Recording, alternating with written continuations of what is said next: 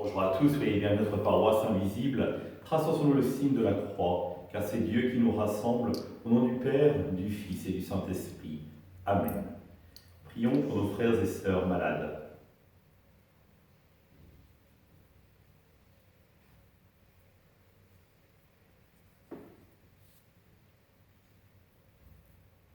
Prions pour ceux qui sont dans l'angoisse, la solitude, que l'Esprit Saint vienne les visiter.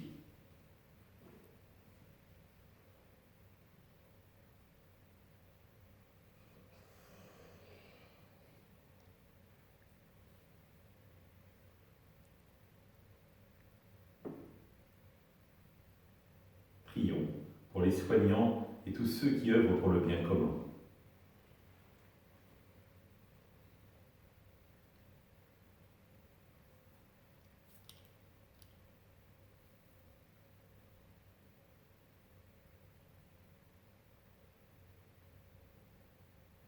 Pour manifester notre communion, je vais maintenant allumer cette bougie au cierge pascal.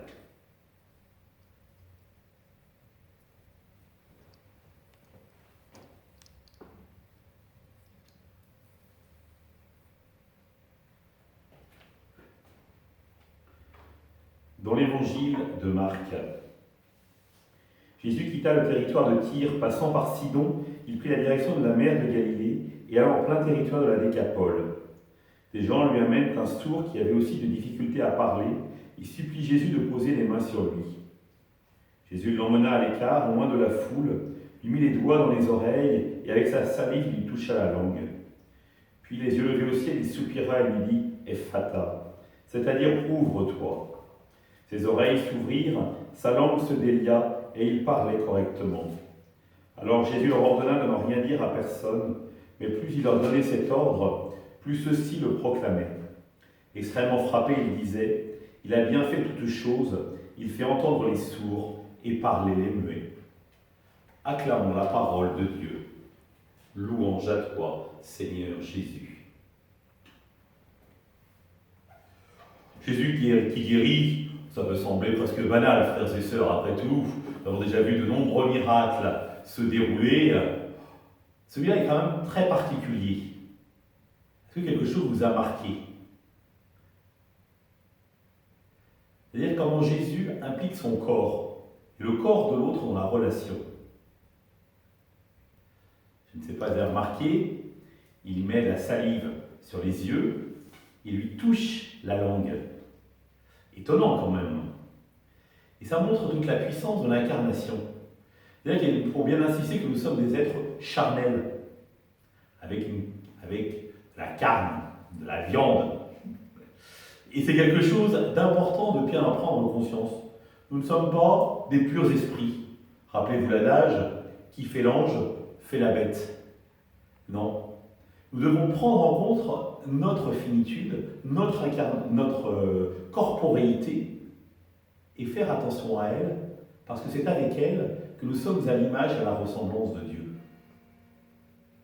Et donc, il n'y a pas de distance entre ce que vous êtes, le corps que vous êtes, et l'âme que vous êtes. Tout ne fait qu'un. Et souvent, nous avons tendance à rester dans une attitude un peu platonicienne. Âme, esprit, corps. Avec, comme chez Platon, une vision du corps assez négative. Alors que dans l'anthropologie chrétienne, le corps est beau. Et c'est l'homme est fait à l'image et à la ressemblance de Dieu dans toutes ses dimensions. Et d'ailleurs, rappelez-vous, nous disons dans le credo, je crois dans la résurrection de la chair. Pour bien montrer que c'est toute la personne qui est invitée à être sanctifiée par le Christ. Et pas seulement son âme, ou pas seulement son esprit. Mais tout entier, nous sommes invités. Et d'ailleurs, nous le savons bien, il est souvent très difficile de dissocier le corps et l'âme, tel que nous aurions tendance à le faire. Petite expérience, un jour j'ai eu un problème au rugby, je me suis cassé la clavicule. Et donc j'ai été aux urgences, et là l'interne qui m'examine me dit, bon il y a deux solutions, la clavicule est déplacée, soit je vous opère, soit je vous la remets comme ça, mais je vous garantis que ça va vous faire mal. Je dis, allez, on y va, on le remet comme ça. Et donc, il y a un autre médecin qui est venu, ils étaient deux. Il y en a un qui prenait mon pouls et l'autre qui m'appuyait sur la clavicule pour la remettre en place. Et l'expérience dura un moment, parce que quand mon cœur montait de manière trop élevée, le médecin qui prenait les battements, le pouls, disait on arrête. Donc on faisait une pause pour que le cœur puisse récupérer, et on recommençait après. Je vous garantis que je n'étais pas là en train de me dire « Oh Philippe, comme ton corps a mal ». Je n'étais que souffrance, que douleur. Et ça me montrait bien finalement pour moi, évidemment dans une relecture a posteriori, l'unité qu'il y avait entre mon âme, mon esprit et mon corps. Tout ne faisait qu'un. Et quand on souffre profondément, vous le savez bien, vous avez tous fait l'expérience, la relation aux autres et à Dieu se complique, notre intelligence ne marche plus, et on pourrait prendre dans les autres sens, ça marcherait exactement pareil. Et donc, ce qui est à considérer, c'est que Jésus vient nous guérir dans tous les domaines. Aussi bien dans notre domaine corporel que dans le domaine de l'âme et de l'intelligence. Alors peut-être pouvons-nous avoir l'humilité de dire à Dieu, Seigneur, tu sais que dans tous ces domaines-là, j'ai besoin de ton action. J'ai besoin que tu viennes véritablement me rencontrer pour me sanctifier dans les trois dimensions et surtout pour les unifier.